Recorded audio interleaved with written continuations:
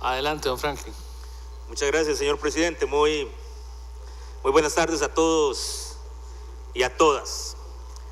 Bueno, sin lugar a dudas, una semana particular con muchos ingredientes políticos que dan pues para hablar de muchos temas. Primero, creo que debemos de hacer una reflexión, llamar a la cordura, al raciocinio y a la responsabilidad sobre hacer un esfuerzo político para construir los escenarios y el ambiente necesario para generar acuerdos que tanto necesita este país. Esta semana en la cual se dan diferentes movimientos sociales que responden a una crítica de un sector desfavorecido por un estilo, por un modelo y por una estrategia que conlleva a la afectación de un sector que es precisamente el sector de la producción nacional, el sector agrícola. Ver a productores de aguacate, de chile, de otros productos en la calle, ver a porcicultores con una manifestación y exigiendo una búsqueda pronta de soluciones a sus principales cuestionamientos, conlleva a preguntarnos de cuál debe ser la forma correcta en abordar estos temas. Y lo digo con toda la seriedad. En un país como el nuestro, con las necesidades de grandes reformas y la necesidad de construir grandes políticas públicas, la discusión no puede reducirse entre ir a dejar aguacates a Subway e ir a dejar chanchos a Casa Presidencial.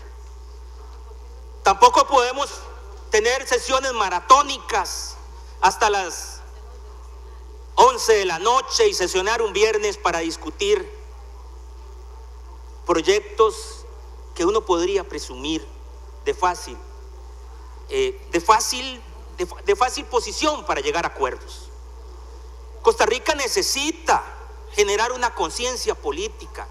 Todos en campaña y todos en los primeros meses dijimos que nos íbamos a comprometer precisamente en cambiar la imagen del legislador. Uno entiende que este espacio genera desde discusiones de control político hasta discusiones de todo tipo.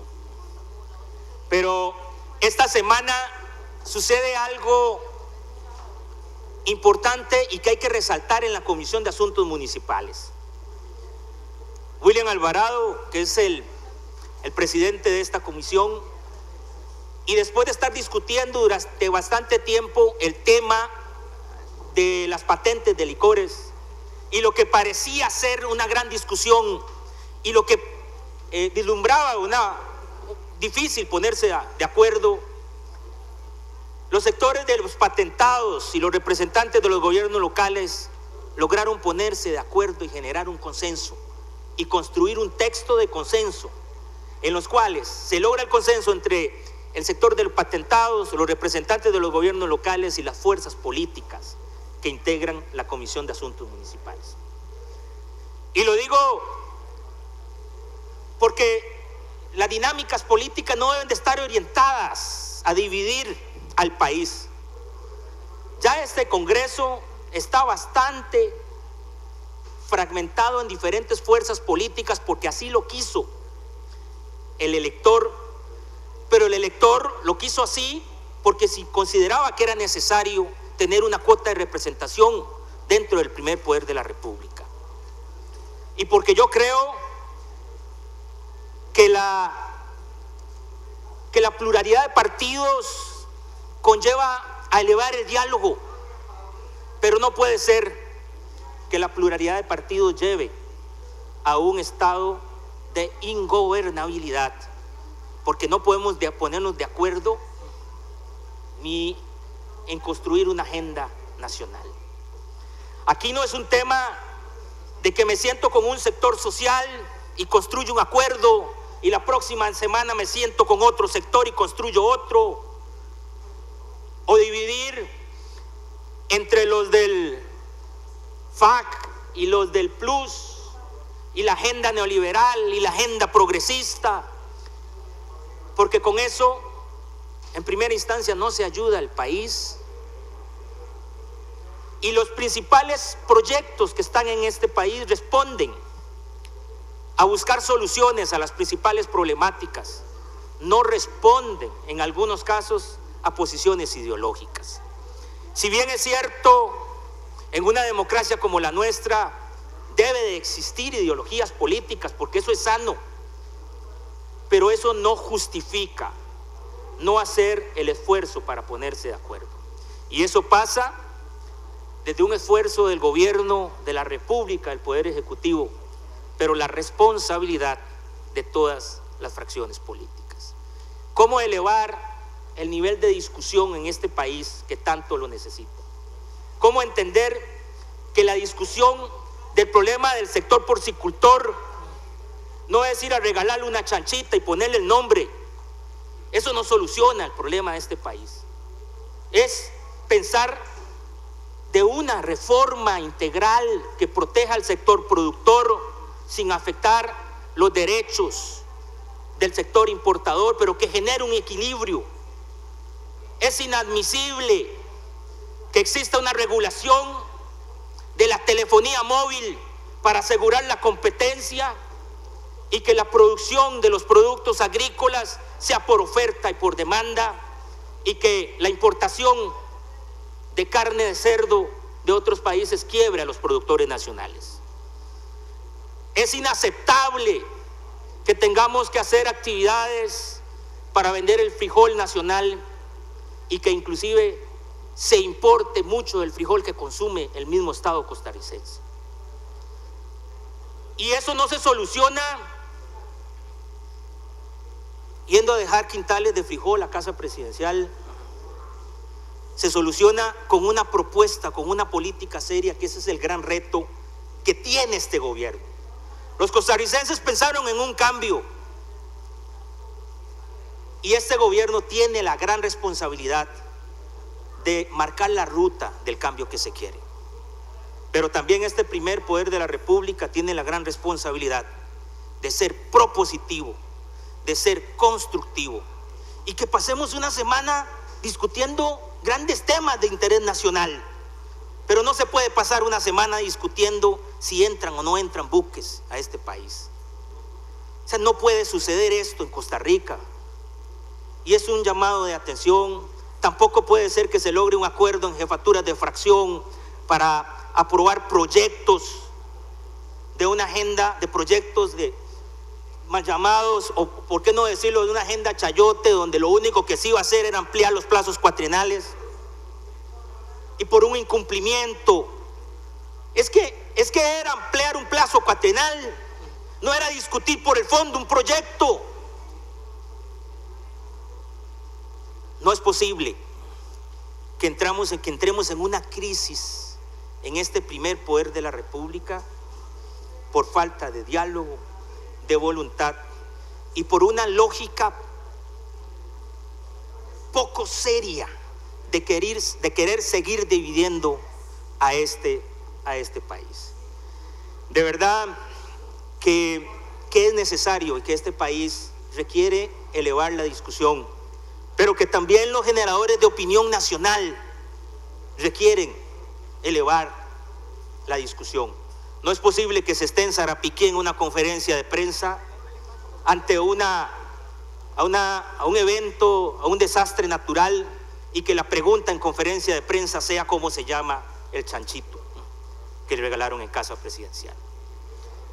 Yo creo que hay que llamar a la cordura, a la seriedad y a la responsabilidad, porque creo que todos estamos comprometidos, y porque también este primer poder de la República ha dado señales claras de que sí nos podemos poner de acuerdo. Pero no caigamos en vicios de legislaturas anteriores, donde porque perdí el directorio bloqueo la discusión de proyectos importantes y viceversa. Es necesario entender que los grandes problemas de Costa Rica solo se construyen elevando la discusión y con un esfuerzo político sin precedentes. También el día de hoy estuvimos hablando con el sector comunal, un sector cercano con este diputado, y no con solo este diputado, con otros diputados que tenemos una afinidad importante por el movimiento comunal. Hoy se cerró lo que llamamos el Foro de Desarrollo Comunal, se cerró una parte de la fase legislativa para iniciar un proceso de discusión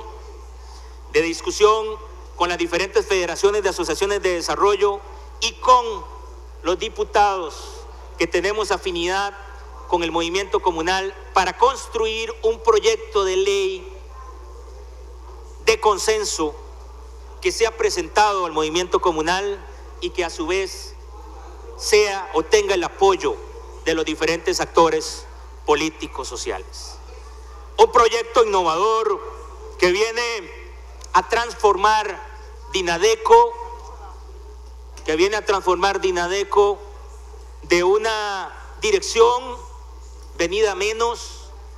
Algunos critican que inclusive la consideran politizada, en un instituto de desarrollo comunal que independientemente cuál sea el nombre, debe ser un instituto que fomente la participación ciudadana, la representación del movimiento comunal en su junta directiva y que asegure la descentralización y el fortalecimiento de las asociaciones de desarrollo.